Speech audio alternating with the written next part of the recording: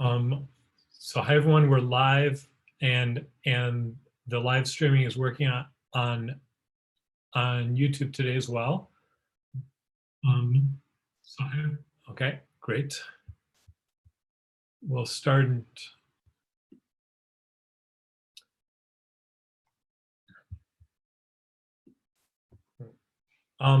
So welcome back everyone. So sorry I was not able to give the live lecture on Monday. Hopefully all of you saw the message and I posted the video on YouTube. And so sorry if I was less responsive the last few days. I've been in some big online meeting I was supposed to be traveling for the last few days, and that just ended an hour ago. So I'm a bit frazzled, but I think I'm ready for the lecture. So hopefully everyone else is doing well out there as well. So the homework 6 was due today. So usually today I also joke and try and kind of imply the final report was also due today, but I've been heard April Fool's Day is canceled, so I won't make that joke this year. So okay, and like if there are extenuating circumstances where you have trouble getting stuff done in time, feel free to ask. Okay, so I just, I'd like everyone to kind of try and finish as much of the semester as you can. Hopefully, a lot of you are able to stick with it, and kind of I think this material is interesting to learn. So let's kind of keep going with the course, and still a lot of you are doing well. So great. So we're going to talk today about noise and data. So I kind of have this scheduled on here in the lecture. A while ago, this lecture, kind of several years ago, had a cross-validation in it. I moved that earlier in the semester. So we have extra time. I'm also going to talk about random projections, which is a topic we kind of could have put in the dimensionality reduction section. And matrix completion will also kind of fit in here, but it will build on the ideas from dimensional reduction. I think we'll get to that. We'll see how much we can get through. I don't think any of my TAs are on to help moderate, but if you have a question, try and raise your hand about and I'll try and see it or send something in the chat. I've got it open, so I should be able to see it. If there's something urgent, you can speak up. Okay, so let's start with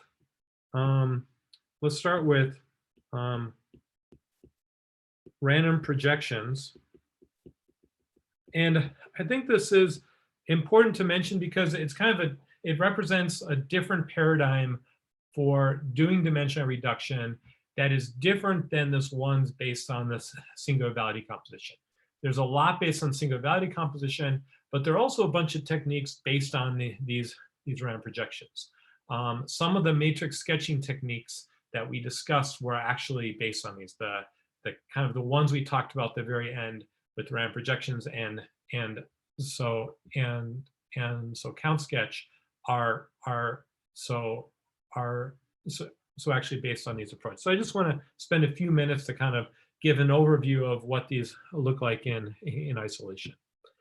So okay, so here the idea is we're given an input, so a data set. Again, it's nice just to represent this as a matrix, right? So it's a matrix, so it's an element of n points in d dimensions, but you can also think of this as a1, a2 up to an, and this is a subset of rd. So these are now points in d dimensions, right? This is also kind of common to a lot of the other setups we've discussed so far. And being kind of a computational geometer person from nature, I like to think about endpoints in d dimensions. Okay, so the goal again is to somehow represent this data in some lower k-dimensional space.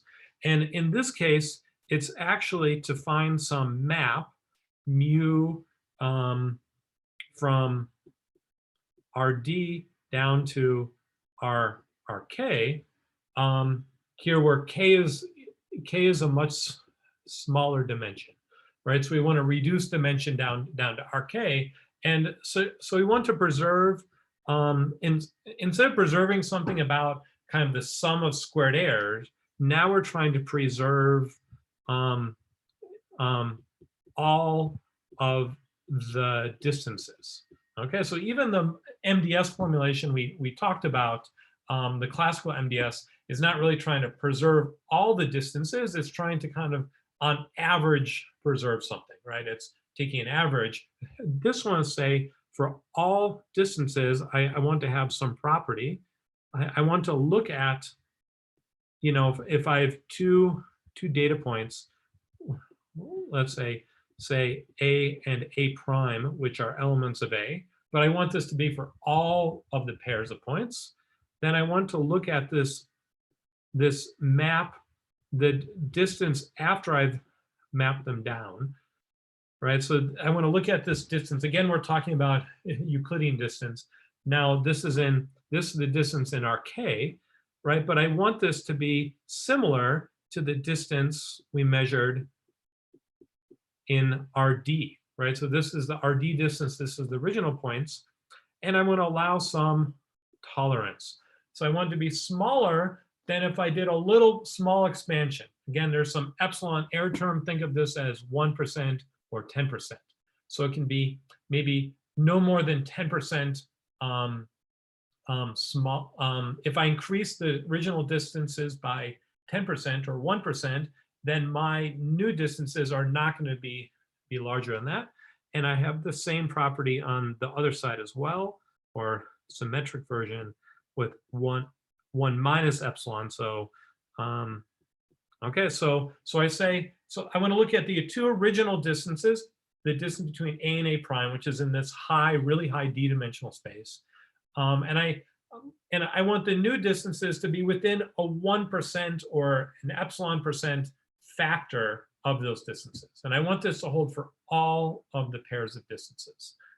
Okay, so with PCA, you could have a lot of data points close to a low dimensional subspace that we found, but you could have a few outliers, but that's still the right result. Now I want to say, even outliers, I want to preserve their distances, right? Maybe it's just too unwieldy to do my outlier removal in this low dimensional space or do some analysis. I want to be able to understand the outliers.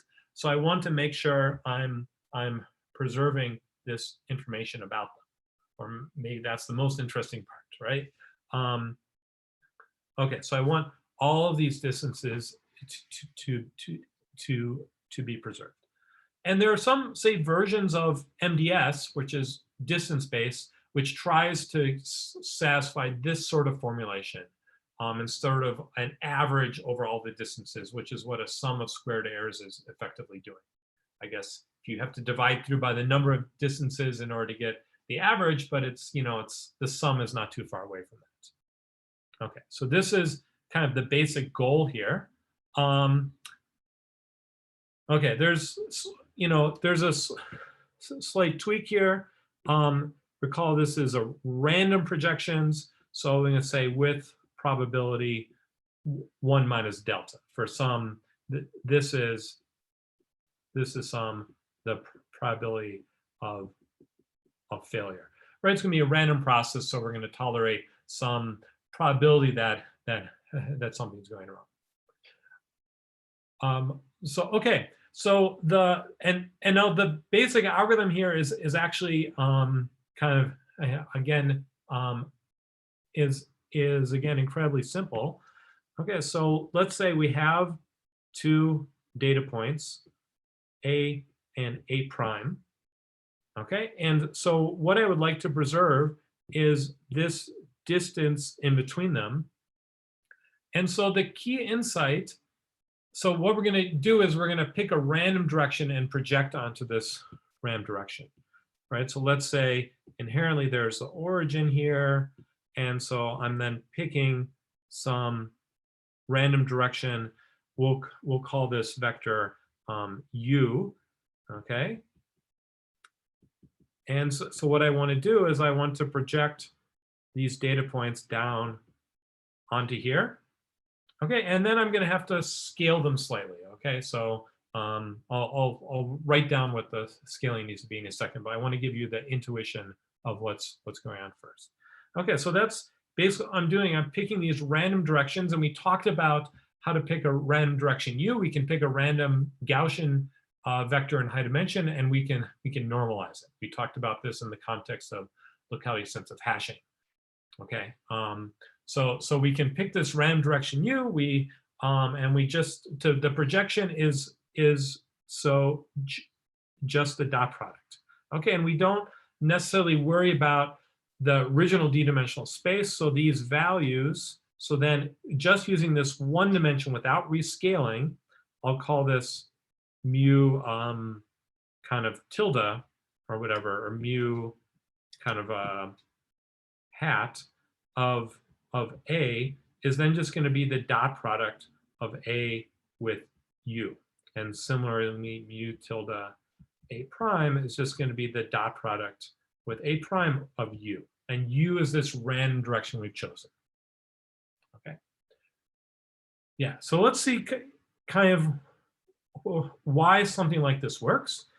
And the right way to think about it is, okay, so I've got this basis, this original basis, and I've just translated the basis. So it starts at A, and I look at this vector from A to A prime, right? So it doesn't matter so much where the origin is once I've done this, because I'm not retaining the d-dimensional information. And I can think of this squared distance. Let's call this distance uppercase delta triangle. And this is the squared, let's say delta squared is the squared distance here. Okay, so in Euclidean space, you can decompose the squared distance as two parts, right? I can do the delta, this vector, let's do this vector A minus A prime times the x coordinate. That gives me the first direction, and I want to square it, or let's not put the square on there yet. And then this direction here, this is A minus A prime times the y coordinate, right? This just gives me the x and the y coordinates, and I know that this distance delta squared, the hypotenuse by the Pythagorean theorem, is A minus A prime times the x coordinate squared plus A minus A prime times the dot with the y coordinate squared. I can do this by the Pythagorean theorem. I can decompose it into these two parts here. Okay, but this doesn't, the Pythagorean theorem only cares about right angles and effectively orthogonal decompositions. It doesn't care about which one.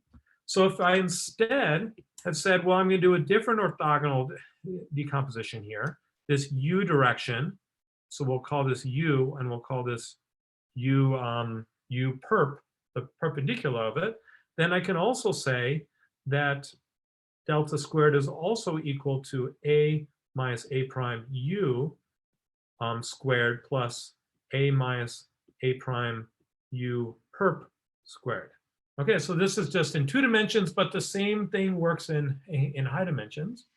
And so, and this works for any direction, initial direction u I pick. So kind of the conclusion of this is that because I pick u at random, the expected value of, let's say, of any A prime u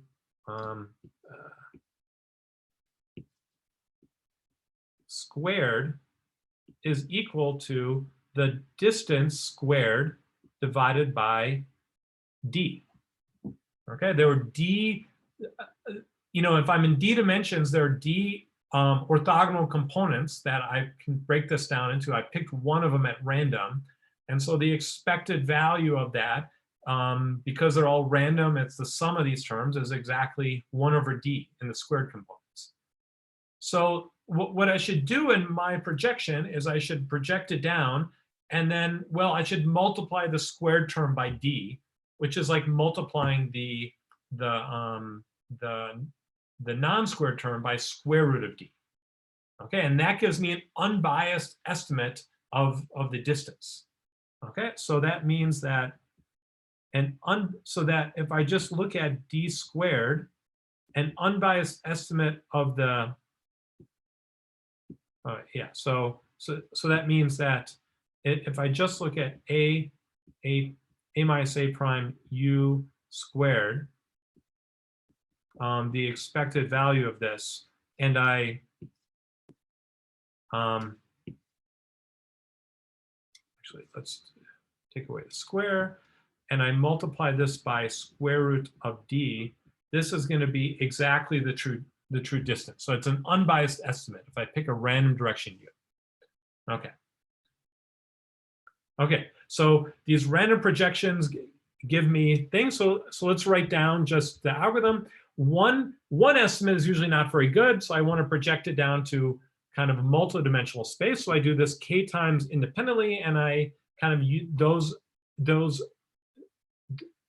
those are my coordinates. Okay, so I want to do for 1 to k, I want to let ui, now I'm going to have k of these values from i equals 1 to k. So I'm going to have it, or let's call this u tilde, is going to be a d-dimensional Gaussian random variable. And then I'm going to set ui is going to be equal to ui tilde, the norm of ui tilde. So it's normalized. Okay, so I'm going to get these k random vectors. I'm going to do these independently, and then for the points ai and we'll call these aj and a, these data points for I in 1 through k. So for each of the random vectors I've done, I'm going to set create this new mapping mu of aj, okay, is going to be equal to aj dot product with ui. So this will be the coordinate I of this data point. Okay, and so now in total, aj is mapped to is going to be this. I'm going to expand this into coordinates of mu of aj1, mu of aj2, up to mu of ajk. Okay, so I just have k coordinates based on these k random directions. I didn't normalize this properly yet, so I actually want to go back up here to the normalization step, and now I want to multiply this by square root d over square root k. Okay, remember the square root d is because each random direction is about 1/10 of the squared norm, but I'm going to have k of these now, so I want to, if I just did square root d times all of them, then the norm would be too big. I want to spread it out over k terms, so that's why I divide by k, and then because I want to undo the squared part, it's square root k. Okay, so this is the whole algorithm. This so it's again it's pretty simple. Arguably even simpler than using the SVD-based approach. If you do this correctly, this can be much faster than doing the SVD-based approach. Okay, so this is pretty simple. Why is this not used as much? Okay, so it's known, like if I want to get this error, if I want to get 1 plus minus epsilon error with probably 1 minus delta, then I basically need k equals to big O of 1 over epsilon squared times log of n over delta. Okay, so and the big O here is not too large. It's probably around like 1/2. There's not a huge coefficient in front here. But if I want this to be 1% error, then this becomes 10,000. And so, you know, the log n. So, you know, I typically, when I'm doing kind of my research work and experimental work in this sort of domain, you know, practically I see this starting to become useful when k, your dimension you want to reduce down to. So so it starts becoming useful. It works for kind of about k equals, say, 500 to 10,000, depending on the application. So some applications around 500, it's already becoming pretty useful. But in others, you need to go up to you know, the reduced to dimension is already 10,000. So this is still used in these really large scale settings. When you're doing kind of featurization of these huge settings where your initial dimensions of things you've collected, say all these attributes, say we'll talk about example with movie recommendations, you know, when there are millions of movies out there, hundreds of millions of stuff, and each of those is an attribute in some way, then mapping down to 10,000 dimensions is actually a big win. But in the settings where you want to visualize something, this is, you know, you're not going to be able to say much about what you can say in a two-dimensional setting when k is equal to 2. So the main reason, kind of the pros parts for and against this, is that this is not so data adaptive. Okay, so that means it's not getting as much bang for the buck out of the dimensionality reduction. PCA is very adaptive to the data, so it finds the best k-dimensional subspace, right? Whereas this it's more flexible in like very large scale settings, because I don't need to see all the data to know what my map should be. I can define it once ahead of time, right? This is all pre-computed. This is my mapping function is all defined up in this part before I start processing the data. So it allows me doing these distributed settings or mass amounts of data and streaming settings. And this is one of the reasons it's gained popularity. It's also very fast. So yes, okay. So I hopefully got a good intuition of what this is trying to do, roughly how it works, why it works, because of the Pythagorean theorem, and kind of when to use it in these very high dimensional settings where you need to be very efficient, not just from CPU runtime perspective, but also from the huge data paradigm that you're dealing with here. I did mention where you get this value of k you need to get this error bound from. You know, it almost follows exactly from a Chernoff-Hofting bound to get the 1 over epsilon squared and the log 1 over delta, and then you need the n components where I have this term n here. They're basically n squared pairs, which is polynomial in n, or even if just norm of all the n data points. This is a union bound you'd put in there. It's not quite a Chernoff-Hofting bound. You need to use a bound that depends on kind of a chi-squared distribution instead of a Gaussian distribution. But it's the same basic idea.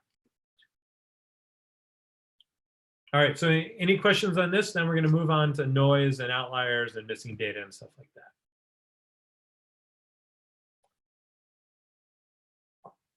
All right, great.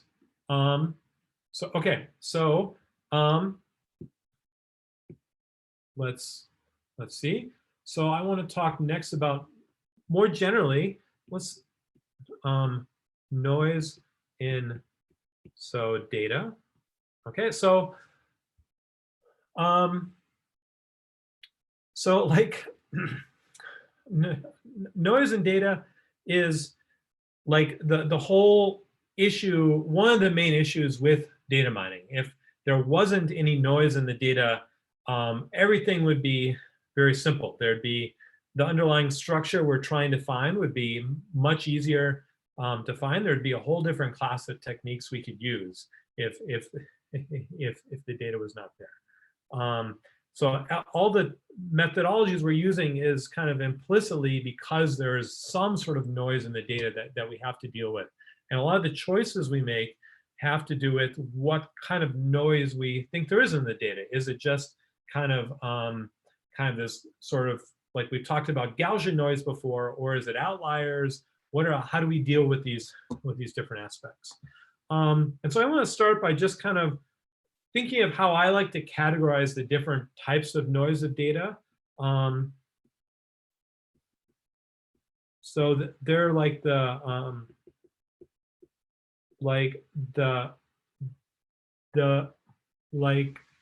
spurious readings. So these are things that don't fit your model of necessarily what you think the data should be like, or even what you think the noise should be like. So kind of and these often happen when you're collecting data. Sometimes someone enters something incorrectly, right? If there's manual entry, or even if there's a sensor, sometimes it misfires. And so you're going to get these data which is like completely erroneous. It doesn't help your model at all to have these data in there. Whereas if you had a little bit of data, but it's kind of close to what you're doing, that a little bit of noise, then that's actually not so bad. These are just kind of in the way. And so typically these have been thought of as as outliers. And so we'll talk about, one thing I'll talk about next is kind of some general thoughts and paradigms of how to deal with these outliers. We've seen some of these before, but we'll kind of try to put them together in kind of one unified perspective. This has kind of taken a new form over the last, say, like 5 years. And these are like these adversarial examples, or maybe like like data poisoning. So you may have heard of these examples, like people train these really complicated like these deep nets that learn to predict things useful for like examples are vision systems used for self-driving cars. And so one important task is to understand, is there a stop sign, and where is the stop sign? If you don't see that, you can imagine the implications of not seeing a stop sign. And so they developed these very powerful, trained on millions of images of stop signs, and even more images of things that don't have stop signs in them, to try and classify them. And the accuracy on this data got to kind of incredibly high. But these some people found that if they printed out, they designed this little symbol and they printed it out and stuck it on a stop sign, kind of like relatively this big, it will change, even though the stop sign's still there. I've just put this little symbol on there. It will change the prediction to not think it's a stop sign. Someone just put a little sticker on there, and this is an image that is not supposed to be in the data set that we thought it was going to be in, but it's completely fooled these examples. And so people have come up with these adversarial cases of adding data into into these systems that can fool otherwise well-designed systems. So if this year had been more like normal, this may have been, there's been a lot of progress in how to deal with this sort of stuff, and this is the topic I would have maybe wanted to add a lecture on, the topic of how to attack these sort of things, because there's been some really cool advancements in the last few years. I'll maybe talk a little bit about that in today's in the rest lecture today, but I won't really do justice on all of the kind of the nuances that need to go in beyond regular outlier detection. That's kind of made advances to kind of, we made progress in combating this sort of thing, which is a real issue. All right. Okay, so that's one sort of kind of noise, and that's what the first part of our discussion is going to focus on. The next one, so I like to write it as like just like measurement error, and this is more like benign sort of error. This is to think of like geez, capitalized. So like so like the Gaussian noise model that we've talked about at various points. If you're modeling and minimizing the sum of squared errors, this turns out this usually maps this the maximum likelihood estimator under some Bayesian interpretation of it, if you assume that your residuals have Gaussian noise. Okay, and so this is kind of, you're just trying to measure something and there's some rounding error, or there's a little bit of inaccuracy, but it's within the normal thing. And when you accumulate these things together by the central limit theorem, these tend to aggregate into a normal distribution or a Gaussian distribution in higher dimensions. And so a lot of these techniques work just as well if you assume Laplacian error or Cauchy error, or something like that. You know, maybe you change the optimization slightly, but this is kind of a more standard and like benign form of error. So this is usually more so benign, and you know, we can deal with this through just standard, you know, sum of squared error. So formulations deal well with this, and a particular tool which makes them more robust is actually regularization. And so we saw some of this within the regression setting, and so and in particular, there are some cases where you use something like lasso sort of L1 regularization, where you can actually recover the exact model under some conditions. We saw just a glimpse of that with the compressed sensing lecture when you had this this data, which was we talked about with this binary sparse data, but that generalizes other things where you can sometimes, if you say I have a very small amount of measurement error and maybe even some outliers, I can still recover the exact thing with these sort of techniques. And doing cross-validation and generalization fits really well with this, because the kind of the noise you expect to see in new data, you know, as part of the overall distribution, and so is pretty predictable.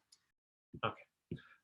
Okay, and then the last sort of broader category of noise is, I would say, so background data. All right, there seems to be a question. Okay, how do we make decisions about which probability distribution makes sense for modeling measurement in our data? Gaussian noise seems to be consistent standard, but how do we know when that's not the case and what to choose instead? Yeah, so that's a great question. So if you don't have any sort of assumptions, if you don't know anything about it, it's one very common to choose the Gaussian noise model for a few reasons. One, it makes the right algorithm to use actually easier. The sum of squared because the sum of squared objectives is the right thing to do, and that turns out to be an easier objective function to work with in many cases. And also, this is the most commonly observed when people measure these kind of noise. They often see some sort of normal or Gaussian distribution, and the rationale for that is the central limit theorem. When you make a bunch of independent estimates, think independent types of noise are accumulating together, they're going to kind of aggregate into something that looks sort of like a Gaussian. Okay, but you know, sometimes you may realize it's not the case. How would you realize that? Well, one way of doing that is to try and fit a model, and this will get into what we talk about with outliers, but you try and fit a model onto the data, and then you look at all the residuals, right? You look at, we're going to have some, some data set, right? Then you fit some model, and we'll use kind of a dimensional reduction sort of model here. And then you look at all the residuals, which are these green lines, which is the difference between the data point and the closest guess of what the data point is, restricted onto the model. And you can then, if those residuals kind of look at the distribution of these of the residuals, right? So this is Ri. And if that distribution of residuals looks Gaussian, then you probably have Gaussian error. If it looks like something very different from Gaussian, you may want to change your model. It could look like Laplace or Cauchy, and they're so that's one kind of completely general way of trying to approach this. There are other situations where you kind of work with some sort of like domain expert or a statistician who looks at the process at which the data is being generated. They make assumptions, or they study the underlying process that generates the data. And there you might realize that it's coming from some other sort of distribution. There are certain domains, say in medical imaging, where there's certain noise, I think called Ricci, or some other sort of noise are assumed in some kind of on the pixels and images for doing medical imaging. That's not Gaussian, and the models that use that, tend to work better for various ways. And these happen in these kind of more structured tasks where I'm trying to predict something. Yeah, so if you know something and it's a very structured or scientific task where you can consult an expert, then you might be able to say something else. Or if you're able to measure it, then you're able to kind of draw some different conclusion. The other point, and we'll kind of get to this, if I was able to do a good job of fitting this blue model, right? There's this blue model on my data here in M. If I did a good fit, then I was able to identify that it had Laplacian error, Laplace error on it. Well, then, it doesn't matter anyways. I already have the model I want, right? So maybe I can tweak it a little bit now that I know it's Laplacian error. Though there's also something we'll talk about in the next lecture Monday with differential privacy. You'll actually often add noise into the data, and it turns out adding Laplace noise is actually better than adding in Gaussian noise for some reasons we'll discuss. So maybe that you added Laplace noise into the data, and then it's helpful to try and optimize for that to do the recovery part of it. Yeah. So great question. All right. Yeah, so okay, so the third kind of category, and this is kind of a catch-all category of other types of data. So this background data is stuff where it gets kind of, it's either mixed in, it's kind of mixed in, or like missing. Okay, so assume that we have this example up top here, but there's also this kind of often we'll assume like a Poisson data in the background, right? So there are the pink data points and the red data points, and the red data points all fit this structure of this blue curve. But this Poisson data in the background, it's just everywhere, uniform distribution everywhere, and it includes, it's right on top of some of the red points, and in other places it's outside of the zone of kind of where we would expect Gaussian error. But it's not really outliers either. An outlier would be something like a data point way out here would be like an outlier, right? That'd be kind of different. This is data that's kind of mixed into the background, and so sometimes you want to find something, a structure in spite of that. So the kind of some of the outlier approaches we'll talk about, we'll kind of get into this, and this is also an issue, kind of issues around this are included in kind of this in these adversarial examples and data poisoning. The worst case, it turns out, are not just outliers, but something like Poisson kind of data mixed in a way that biases it, and we can't tell an individual point whether it's there or not. So okay, so the other thing is missing data, and so that's like if you have a you've collected preferences on people's watching of movies, and like think of Netflix trying to recommend movies. There are lots of customers they have. There are lots of movies in their catalog, but most customers have not watched most movies, and so they have this big. We'll go through this example in more detail, but they have this big kind of matrix of customers versus movies, and it's mostly empty. So how do you make a prediction on this when you have data in every row and column, but most rows and most columns are 95% empty or more, right? So this is another sort of challenge with kind of noise and data, kind of fits in this. And so, all right, so this will be, so the plan for the rest of the lecture now is going to be talk specifically about outliers, kind of some fairly general approaches towards them, and then we'll talk about these issues with missing data in kind of a specific application of matrix completion. And so that's the idea that I have some high dimensional data. They could be endpoints in d dimensions, but I'm representing as a matrix, and I just wanted to kind of give a good guess of how do I complete the missing with all the missing data. All right, so this is just, I think of these three models of outliers as kind of my self-organization of what's going on. There could be other things that don't fit in this category, but usually the sort of techniques you want to use might be slightly different across these categories. Okay. Okay. Okay. Outliers. All right. So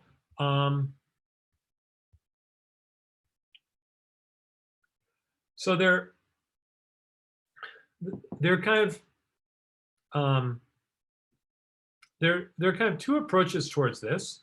So there's, well, I'll say three. I'll say two approaches. They're kind of different subsets within them. So there's a build a model and remove outliers. Okay, and then there's these. So so these density-based approaches. All right. So okay. So the first approach is so let's talk about this build model and remove outliers, which is basically what it says. You know, the idea is, let me just lay it out so we can talk about it a little bit more carefully. So I'm given some some input data, let's say x, which is going to be a subset of n times d. Okay, and so I'm going to build a model M on X. Okay, for each data point X in X, I'm going to find the so residual, and let's write this as residual of X is going to be equal to, in general, this is like some sort of usually distance from the model's guess of what X is from X, right? We've seen this with regression, with dimensionality reduction, with clustering, these center-based clustering. These are all pretty kind of different notions of doing this, but this idea of this residual kind of exists, where the model of X would be the center for clustering, it'd be the projection for dimensional reduction, and it'd be the Y value, the Y hat value in terms of regression. Okay, so I want to find these residuals, and then for x in x with with the residual value too large, I want to just remove from x. No. Okay. So I just want to remove those from x. Okay, so pretty simple. You know, it's like this picture we drew before on the previous slide. You know, so let's say I build some model that goes through here. I constructed, so this is the model M. I build these residuals, kind of mapping all the data points onto this model. Okay, and then I want to kind of identify which ones where the residual value is too far, and maybe even this one here, right? So I kind of think of sorting them, and then if the values are too large, I say, okay, these are residuals, you know, I'm gonna, or these are outliers, I'm gonna throw them out. Okay, right, so you know, sometimes in this step, you can actually have 4, you know, go back to step 1. Okay, so this is actually something I like. That once you've done this and you've filtered out these values from x, right? You know, and let's say this goes to x tilde, and I'll say with, you know, x tilde now, right? I'll go back to x, but I'll go back to step 1, but I'll run on x tilde. Well, maybe now that I've removed the outliers, I can fit a model which is a little bit better. And then I might have a different guess what the outliers are, and I remove different outliers, and I iterate this a few times. Okay.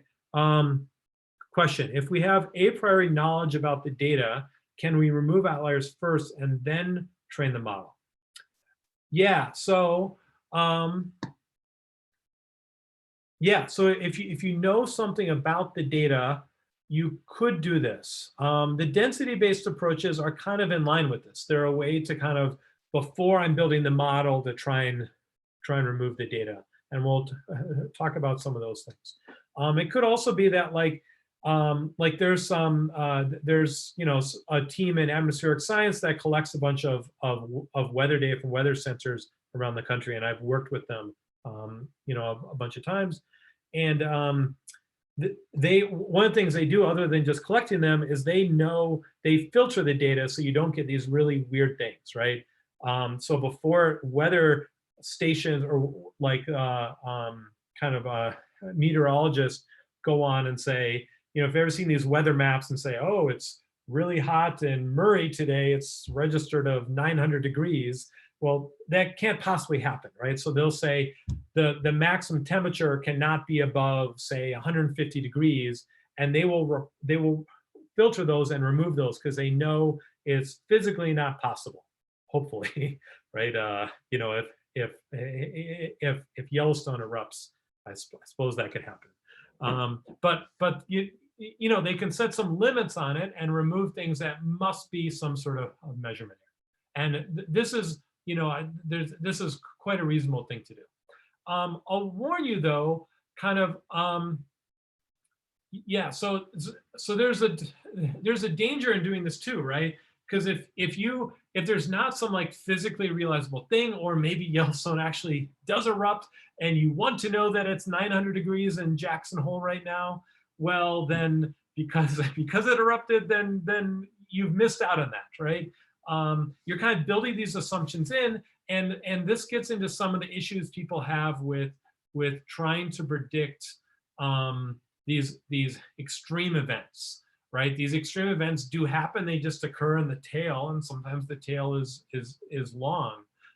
Sometimes it's not, but they could still happen.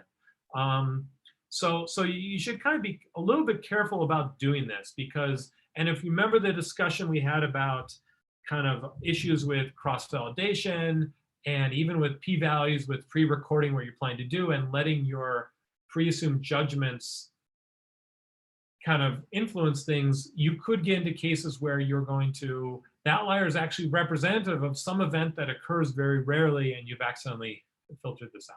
So you should be aware of these issues. Yeah, so there's a question, how do we choose what is considered too large or too small? And this is, if you're not an expert in this domain, with sufficient knowledge to know this can happen, then I would not try and do this. Okay, do it only if you have sufficient knowledge. Like,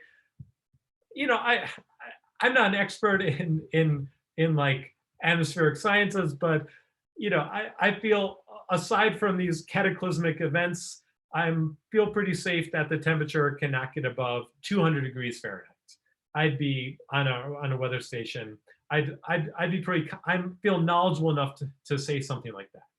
Can it get up to 150 degrees? Maybe that's too high, right? I guess the largest recorded temperatures in a typical year and a hot summer day are around 120. I don't know, maybe it can get to 150, so we shouldn't filter there. I think the Mesa West group uses something closer to 200 because I think they're more knowledgeable. I think they're just being conservative in this way. I guess I would be more conservative. If you have one reading that is like a factor too bigger than you're supposed to get out of a large number of readings, it's probably not going to affect the regression model that much. Okay, can we use pack bounds to determine? So what is too large? Okay, so yeah, so like, if you remember, these pack bounds are referring to these things like the estimation of K I wrote down for random projections, where you have an error and a probability error epsilon that you're willing to tolerate, and a probability delta that is the probability of error. And so this is saying, well, if you're assuming, for instance, if you're assuming Gaussian noise, for instance, or something else, you can say the probability of getting residual this big is going to be super small. Right. So maybe you can say this is a rare event, and it's so rare I want to assume that this is more likely to be noise than the actual rare event. Yeah, so you could do something like that. This is not typically what people do. It's better to try and design an algorithm using kind of some form of regularization, typically, that is going to be robust to this sort of data, than to try and automatically remove them just using a pack bound. The pack bound usually needs some model of what's going on. Like, I guess if it was some computer program that you wrote and it was a randomized algorithm, so you could precisely analyze the pack bounds, and you could say, look, this is unlikely to happen, I'm just going to terminate the program because it's taking too long, right? That's probably a reasonable thing to do, but you probably want to report that how many times you had to terminate it, right? Because it goes into the expected value that you're actually going to get, right? So, like, I'm generally not in favor of trying to be aggressive at removing outliers, because it's better off to try and come up with algorithms that can deal with them than to just kind of go around and remove these outliers. So if it's like, yeah, so like again, this pack bound is similar to the, maybe these are specifically in these questions are specific in relation to this too large model here in step 3.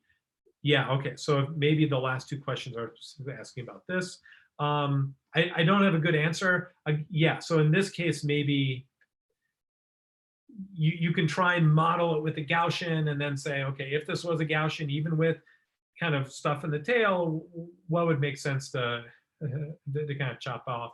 Plotting one-dimensional distributions is pretty reasonable to do, to try and use your judgment in doing this. I think removing outliers is a valid use of exploratory data analysis techniques, where you put a human in the loop to try and do this. You know, residuals are one-dimensional distributions. You can plot them and understand them. This is usually at an early on process of gathering the data, and less likely to be part of a fully automated system. If you're, yeah, so yeah, so if you can put a human in the loop to do this, this is the part I would advocate doing this. I know I'm an algorithms person. I'd like to, you know, define an algorithm for all the problems, but that's not always the right solution. If you can plot them and just pick some point that seemed reasonable, that seems like the best thing to do.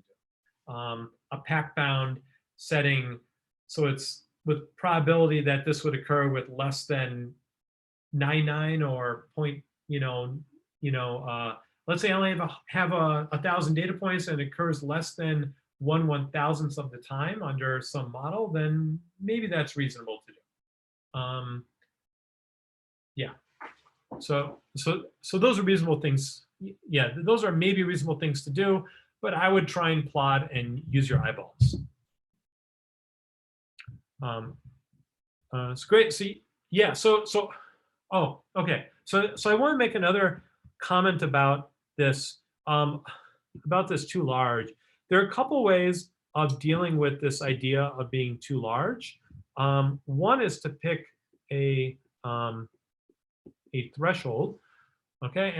And so this is kind of what we've been discussing so far.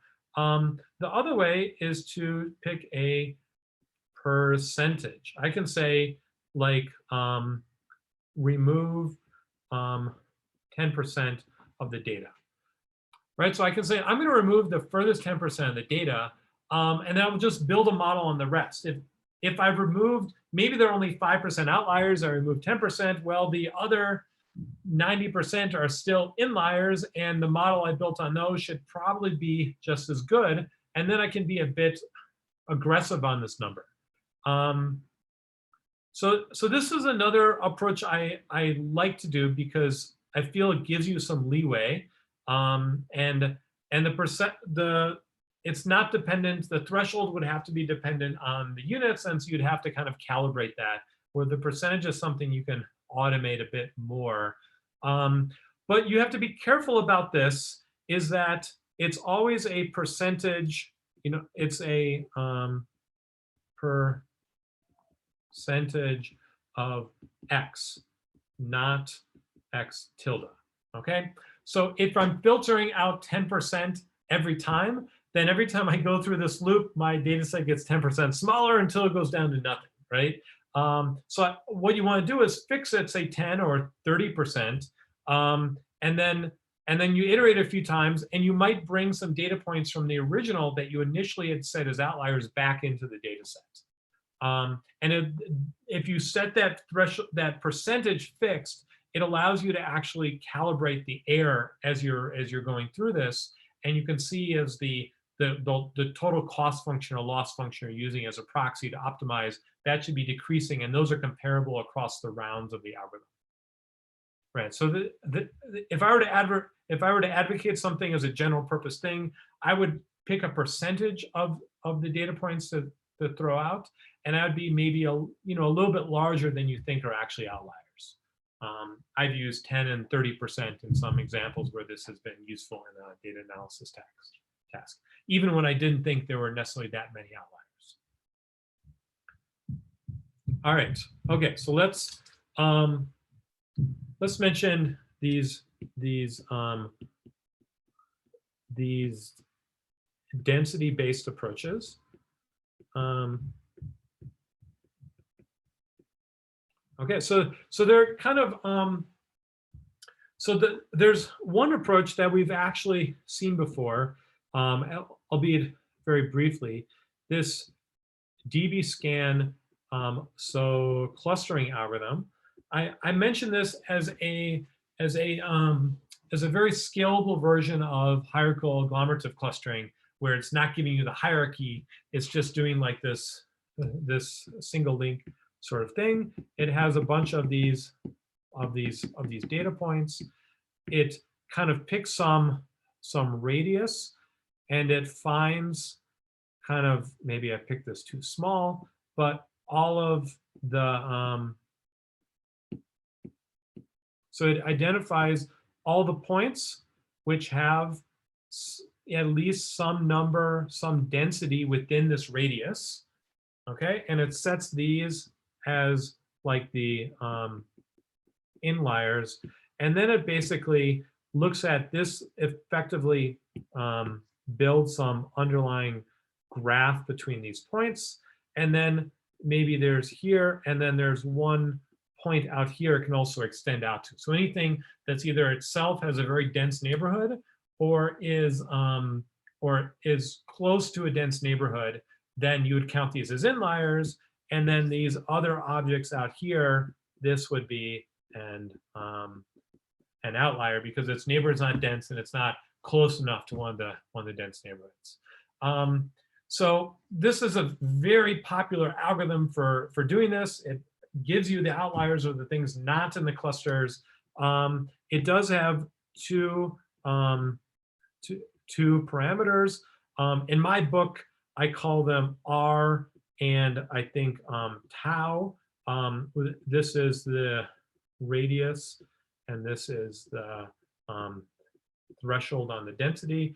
In most places, R is called, or tau is called min points, and R is called epsilon, which is different from more modern. This is a pretty old paper. This is, if they were to rewrite it, hopefully they would use this sort of terminology. But so I'm not a big fan of this because it's pretty sensitive to these choices of parameters. But there are other ways you could do this. If I were to, go back in time and propose the initial dbScan, hopefully that's the particular version that became popular, I would probably do this with kernel density estimates instead and look at the actual density of points. And this sort of thing has been proposed along with thousands of other methods. But you can build a kernel density estimate by replacing each point by a Gaussian kind of kernel. And then you add all these Gaussian kernels up, and this gives you a point-wise estimate of the density that is smoother. And then you can look at any data point and look at the density at that point. And if that density is too low, you can say, okay, that might be an outlier. And so people have advocated this. I wish that would have been as popular as dbScan, because that's a bit more sensitive because it smooths out some of these boundaries. It still has two parameters, but it's kind of smoothed out these parameters a little bit instead. Okay, so you could think of other versions like this. There's actually something I like. One issue with this is that you can have, I can have an example where there's this very dense region here, and then there's this another region like here. Okay, and so if I set, right, and if I have a data point right here, I might say this data point should be an outlier, okay? But if I set the density parameter correctly over here so that these are not outliers, then in this region, okay, if I drew that, let me fix my example. Okay, if I pick the radius the right way so that the left-hand side or the right-hand side, which is a sparser kind of mode of the distribution, is properly calibrated, then the left-hand side includes this pink point as an outlier, includes that as an inlier instead of as an outlier, right? Using some dbScan sort of approach. Okay, so the issue is that, and this could happen with two distributions of different things. It's more likely that actually the data itself, okay,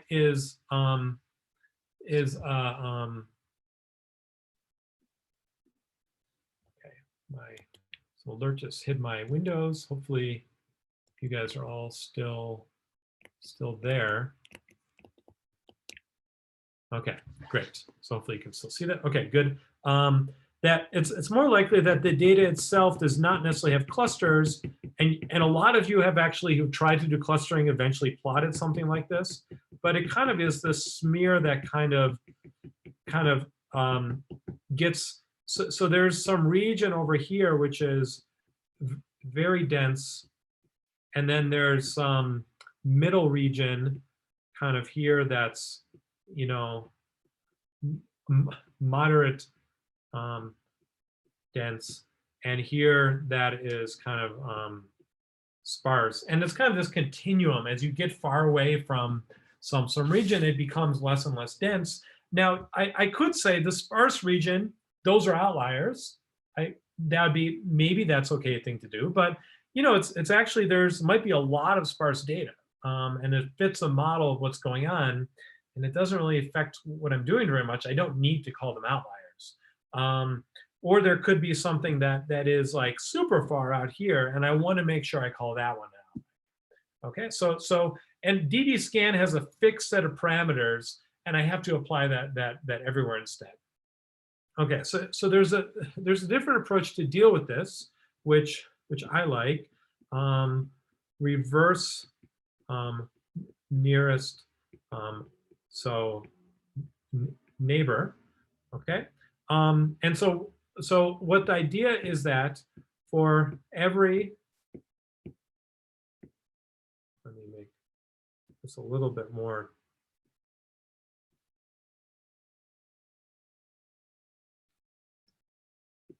Okay, so for every point, I'm going to find its nearest neighbor. Okay, and so this is a directed graph, and sometimes, like in this example, two things point to each other, but that's not always the case. Right, these point to each other, but these other ones up here don't point to each other. Okay, so and typically you would do this with the kth nearest neighbor instead of the just nearest neighbor. But okay, so now I want to look at, so I want to look at a point, this point here, and I want to look at the let's call this point P, distance to nearest neighbor of P. Let's call this, let's say let's say the nearest neighbor is Q. Say this is point Q, so this would be point Q up here. So the distance between P and Q, and I want to compare to the distance between, oh yeah, I forgot one thing up here. Okay, so compare this to the distance between Q minus the nearest neighbor of Q. Okay, so if these are roughly the same, which is this case, I'm measuring P to Q, this distance, versus Q to its nearest neighbor. Okay, so this is the distance between Q and its nearest neighbor. And this is the distance between P and its nearest neighbor, where this point is Q. Right, if these are comparable, say they're within a factor 2, then P is not an outlier. So if comparable, then P is not an outlier. Whereas if I look at an example like here, let's call this P prime, and this point as Q prime, then the difference between P prime and its nearest neighbor and Q and its near neighbor and its nearest neighbor, if those are very different, this is a factor of 4 difference here, then I would say P prime is an outlier. Where if instead I took kind of this point over here on the right, it's the distance from that point at its nearest neighbor to P prime over here. Close it so you don't hear the lawnmower. At least not that much. The distances are about the same, so they might, with a fixed set of parameters, they might get both marked as outliers or both not marked as outliers. But I think P prime is much more likely to be an outlier under this model. Okay, and so this again, this only uses this notion of distance and fast nearest neighbor search here, right? So this builds directly on a lot of the technology we spent a lot of time early in the semester emphasizing. And so this is something you can do before you build your model, right? Both this and the density-based clustering. But again, they both need this notion of distance in order to work. All right, so again, what does comparable mean? Factor 2 is a good rule of thumb, I guess. Here you might do, factor, and you probably want to use like the third nearest neighbor instead of the nearest neighbor. I guess that's a bit more robust in case there are 2 outliers all by themselves. But if there are 3 or 4 things all by themselves, well, then maybe they're not outliers. That might represent something. Okay, and this will work well within this example on the left here as well. So, okay, any questions on here, or I'll quickly go through matrix completion.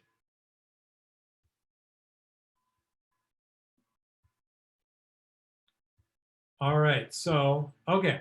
So I want to now talk briefly about matrix completion, okay? And so this is where we're given an input. Let's say A is in n times d, but I'm going to write this, but with some kind of question mark, some unknowns where there's just not an entry in there. Often there's a special symbol when you're doing some data collection. They might set some symbol to say that there's no data here. Okay, and we'll use an X for this this value. Okay, so an example I have in the notes are 3, 1, X, 9, 2, 4, X, 4, 7, 2, X, 5, X, 1, X, 8, X, 9, X, X. All right, so this is via matrix, and there's some of the entries of this matrix which I don't know. They aren't recorded. Let me just highlight these here.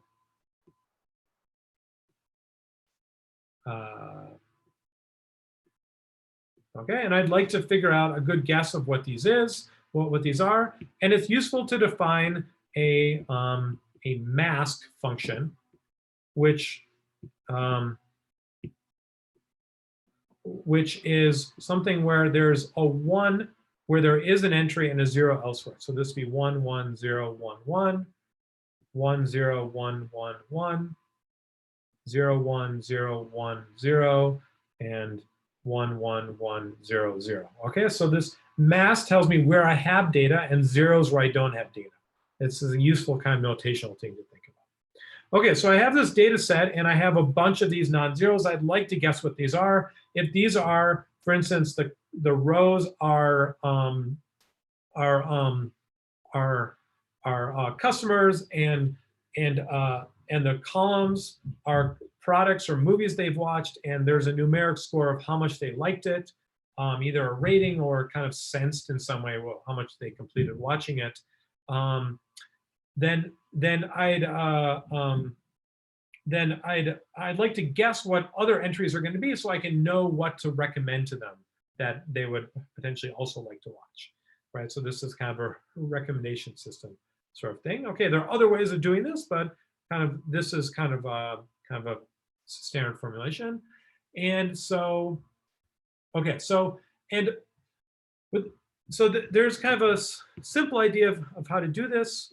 And we'll use this as a baseline and an initialization for our algorithm as well. So replace each X by average of row and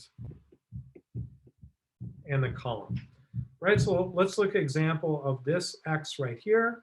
The average of the row, so I'd be 3 plus 1, or of the column. So average of the column is 3 plus 1 plus 9 over 2, which is going to be, or plus 2 divided by 4, which is going to be, picked one that was hard to divide by, 3.75. And then of its row, so that would be this row in this column, the average is going to be 4 plus 9 divided by 2, which is going to be 6.5. And so then I take the average of these two, which is, I gave myself a hard one. Write it in the comments if you figured out before I have. But this is going to be, what is it, 10.25 divided by 2. So this is about 5.125, right? So I would estimate this as 5.1125. And I can do that for every one of the entries in here, right? So this works. This kind of is a reasonable first baseline of what you want to do. But one thing, it kind of implicitly gives each person a kind of, someone will have an average rating they have, which may not be that helpful in determining, do they really like it versus someone else who tends to just rate things lower. We definitely know from class reviews, some of you rate professors consistently high and some are more critical, for instance. And then whole movies get a complete distinct average across the whole population, when really there are probably these class of movies. There are these genres like horror versus rom-coms versus documentaries, and different people are going to give them different sorts of scores. So how do we somehow figure out how to make this maybe something like an averaging process more dependent on the structure of the data, not other than just the rows and the columns? Okay, and the typical and have been very successful approach to do this is, I want to assume that A is low rank, maybe with some noise. Okay, so I assume it's low rank with noise. And so we know a lot now about how to deal and manipulate and think about low rank versions of matrices. And so we're going to use this to do this prediction. Before I describe the algorithm, I'll describe the algorithm, then we're running out of time. I need one operation. This is something that looks like the frequent directions algorithm. Is going to take in a vector S, and it's going to return a diagonal matrix X, and it's going to return the diagonal matrix S 1, 1 minus lambda plus S 2, 2 minus lambda plus up to S D minus lambda plus. And what this is doing is it's shrinking everything on some diagonal matrix, which will be like the singular values or the eigenvalues. But it's going to keep them positive, right? So now X plus is going to be equals the max of is going to be equal to the max of X and 0. So it never moves at less than 0. Okay, this is not doing with the squared elements, it's doing with the actual elements.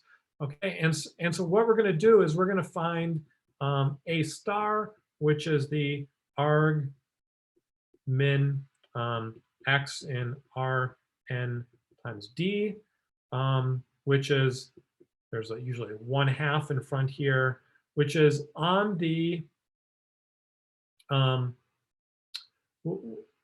which is if I project onto the mass, so I only look at the elements where we have data on A minus X. Okay, I want to minimize this. But I want to make it low rank, and instead of enforcing a low rank, I typically also, I add a regularization instead. And this, usually what you do, what's worked well is the nuclear norm instead. So the nuclear norm is this is equal to the sum of the singular values. Okay, so the Frobenius norm is the square root of the sum of the squared singular values. This is like an L1 version of the Frobenius norm. Okay, so this turns out to be the right way to formulate the problem.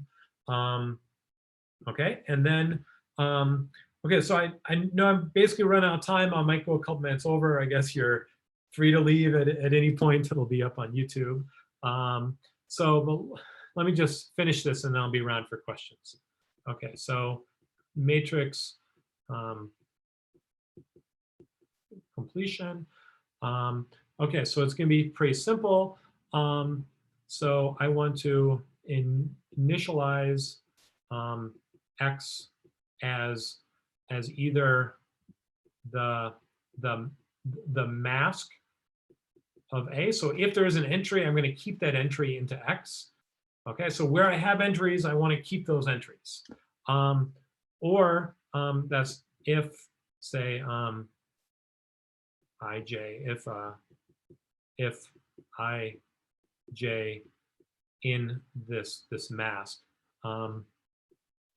Otherwise, I take the average of the rows I and the column J, right? So I initialize in some way like the initialization we talked about before. Okay, and then I'm going to have a repeat. Yeah, I think this algorithm is by an alum of the University of Utah. Okay, so eventually I want to return x hat. Okay, and so I'm going to be inside this repeat loop. I'm going to take the singular value decomposition, the SVD of my x, my guess of what x is. Then I want to approximate x by doing this shrinking step of recompute at u, but I'm going to do this shrinking step with some value lambda, depending on how aggressively I want to force it to be low rank. Okay, and so this is some parameterization choice I have to make. So I've shrunk the values of the singular values, rounded many of them down to 0, depending on how close they are. And then, oh no, this one's not by Utah. I think there's a large scale version of this I'm thinking about. But anyways, this is a much more classical approach. Okay. And then I want to, okay, and then I'm going to keep, and then I'm going to reset x. So if I kept it as low rank, that would be too easy. The ones which are inside the mask, I'm going to replace those elements plus the projection onto the ones which are not in the mask. I'm going to use, right? So what this step is doing is kind of replace the known elements. Okay, and so I just repeat this until it's converged, right? So once I'm not getting a lot of change in between the steps, I'll at that point I can stop. Okay, so just to kind of make sure this is clear, but before we break, so I take the matrix, I make a guess of what all the missing entries are, and then I do the SVD, and I kind of shrink it in some way so that I tend to so that I shrink all the singular values, and I want to round some down to 0. So I force it to be low rank, and then I'm recomputing this kind of low rank approximation. You got the cake, great. And then I want to replace the ones I know, and then I just take the SVD over again, because by replacing those, it's not going to be low rank anymore. Okay, and then once you've done this, you have a matrix which is basically optimizing this objective function I wrote up here on top. It's not a convex thing, so it's not guaranteed to converge, but it should work. No, please don't play with this. And then, yeah. Daddy. Oh, so great. So I think we're going to have to end now. I'm going to stop the recording, but I will stick around online for some office hours. Daddy.